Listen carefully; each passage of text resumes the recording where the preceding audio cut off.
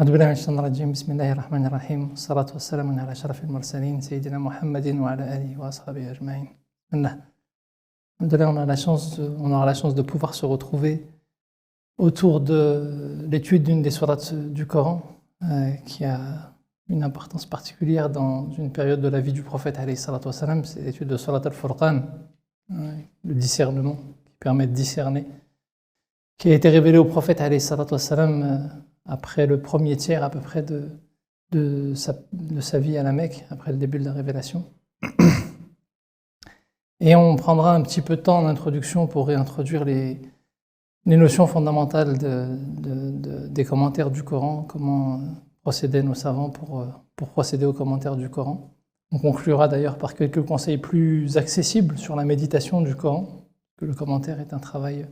plutôt de spécialiste, mais le Coran est accessible à tous. Et tout au long du week-end, on prendra comme exemple donc Surat al-Furqan,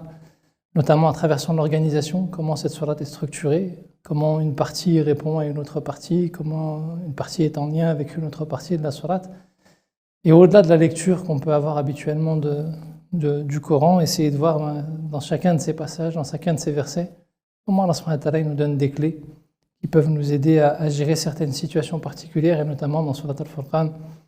des situations où l'islam est attaqué, où nous personnellement on peut être attaqué, on peut être confronté à des polémiques ou à des attaques.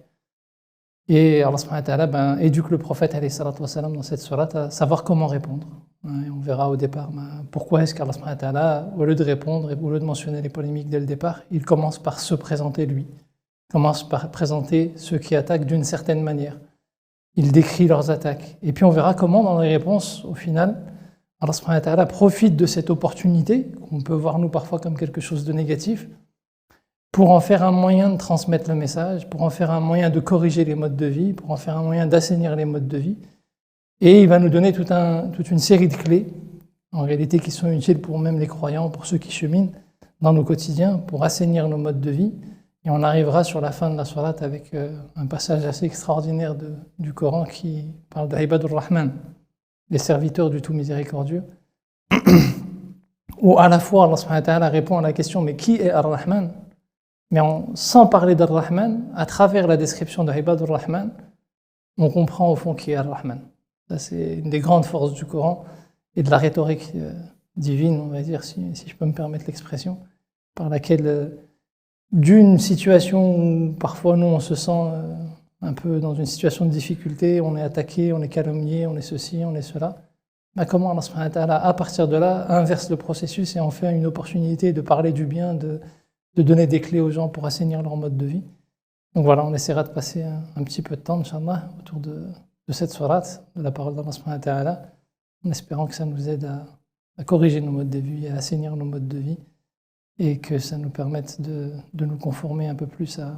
à sa parole et surtout au modèle du prophète alayhi salatu wassalam, qui a une place importante tout au long de la sourate, et on verra au milieu de la sourate sa proximité et son intransigeance à ce qu'on ait une relation avec le Coran.